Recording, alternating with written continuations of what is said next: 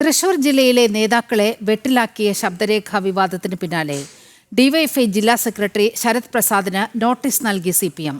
വിവാദ സംഭാഷണത്തിന്റെ കാരണമെന്തെന്നും ഏത് സാഹചര്യത്തിലാണ് ഈ അഭിപ്രായ പ്രകടനം നടത്തിയത് എന്നതടക്കമുള്ള കാര്യങ്ങൾ വിശദീകരിച്ച് രേഖാമൂലം മറുപടി നൽകാനാണ് നിർദ്ദേശം. മറുപടി തൃപ്തികരം അല്ലെങ്കിൽ ശരത്തിനെതിരെ അച്ചടക്ക നടപടി സ്വീകരിക്കാനും പാർട്ടി തീരുമാനം.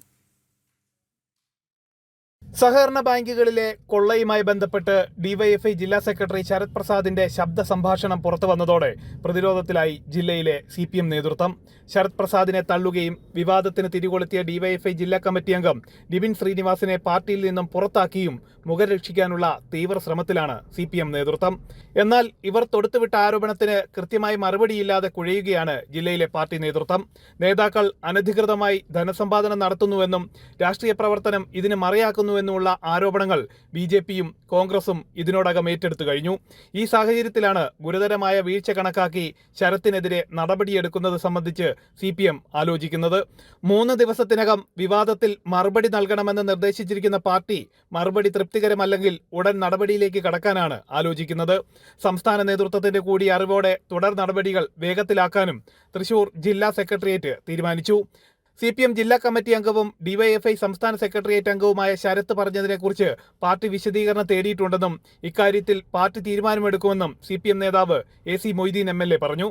AC മൊയ്തീനും MK കണ്ണനും അടക്കമുള്ള മുതിർന്ന നേതാക്കൾ കൊള്ളക്കാരാണെന്ന് വ്യക്തമാക്കുന്നതാണ് ശരത് പ്രസാദിന്റെ ശബ്ദ സന്ദേശം.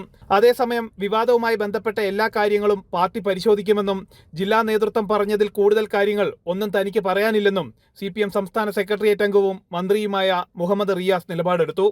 പാർട്ടി പറഞ്ഞല്ലോ, പാർട്ടി ഇതിലിപ്പോ നിങ്ങൾ എന്ത് ചോദിച്ചാലും CPIMന്റെ തൃശൂർ ജില്ലാ സെക്രട്ടറി സഖാവ് അബ്ദുൽ ഖാദർ കാര്യങ്ങൾ വിശദീകരിച്ചിട്ടുണ്ട്. അതാണ് എന്റെ മറുപടി. പിന്നെ വെറുതെ വരും ദിവസങ്ങളിൽ സഹകരണ ബാങ്ക് കൊള്ളയുമായി ബന്ധപ്പെട്ടുള്ള വിഷയങ്ങളിൽ കൂടുതൽ വെളിപ്പെടുത്തലുകൾ ഉണ്ടാകുമെന്നാണ് വിവരം. നടത്തറ പഞ്ചായത്തിലെ സഹകരണ ബാങ്കുകൾ വഴി വെളപ്പായ സതീശൻ കോടികൾ വെളുപ്പിച്ചുവെന്ന് ഡിവൈഎഫ്ഐയുടെ ജില്ലാ കമ്മിറ്റി അംഗം നിബിൻ വെളിപ്പെടുത്തിയിരുന്നു. കള്ളപ്പണം വെളുപ്പിക്കലിന് കൂട്ടുനിന്ന CPM നേതാക്കൾ വലിയ തോതിൽ കമ്മീഷൻ പറ്റിയെന്നും നിബിൻ തുറന്നടിച്ചിരുന്നു.